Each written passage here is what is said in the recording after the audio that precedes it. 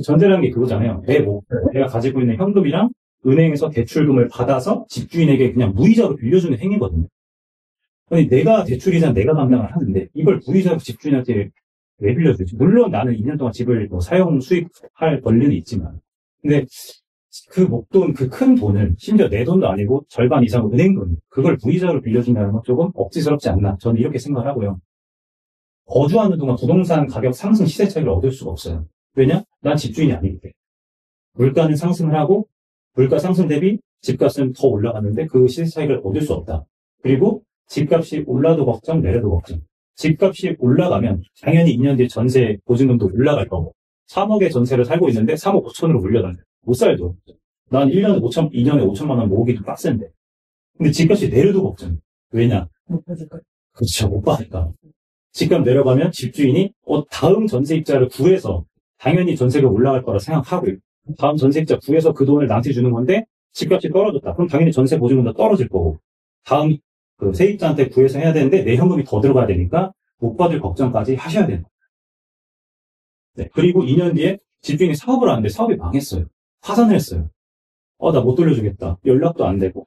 이런 상황이 충분히 벌어질 수 있다는 거죠. 내가 1억이 있다면 해서 제가 가정을 한번 해봤습니다. 내 돈 1억이 있고 나는 이제 신혼이에요. 신혼을 하고 이제 3억짜리 전세 집에 들어가려고 하는 상황이에요. 전세가 3억이고 여기에 2억 대출을 껴야 되죠. 내가 1억 현금이 있으니까. 그리고 동등한 아파트고 똑같은 단지에 있는 아파트인데 월세는 3,120만 원으로 나와 있네요. 이거는 실제로 김포에 있는 한 아파트의 시세를 가져온 겁니다. 대략적으로 3억을 치환하면 3,120 정도다. 현재 금리 기준으로 해서. 그러면 2억을 대출을 받아요. 현재 대출 이자가 4% 정도 됩니다. 그러면 월에 67만 원의 이자가 발생을 합니다. 67만 원 발생하는데 내가 월세 120만 원 내고 살 이유가 없네? 라고 보통 여기까지 생각을 하시는데, 내가 낸 1억은요. 내가 낸 1억. 내가 이 1억을 가지고 있었으면 뭔가 생길 수 있는 그 기회비용을 생각을 보통 안 하세요. 그러면 1억에 대한 기회비용을 어떻게 따져보니까 1억을 내가 투자한다고만 가정을 해볼게요. 근데 거기서 6% 정도의 수익이 났습니다. 그러면 1억에 6%면 600만 원이고 원로 나누면 50만 원이에요. 그럼 차감을 다시 더해야겠죠. 67만 원 더하기 50만 원 하면 사실상 내가 내는 돈 112만 원이다. 네. 그런데 반대로 월세 3,120에 산다고 가정을 해보겠습니다.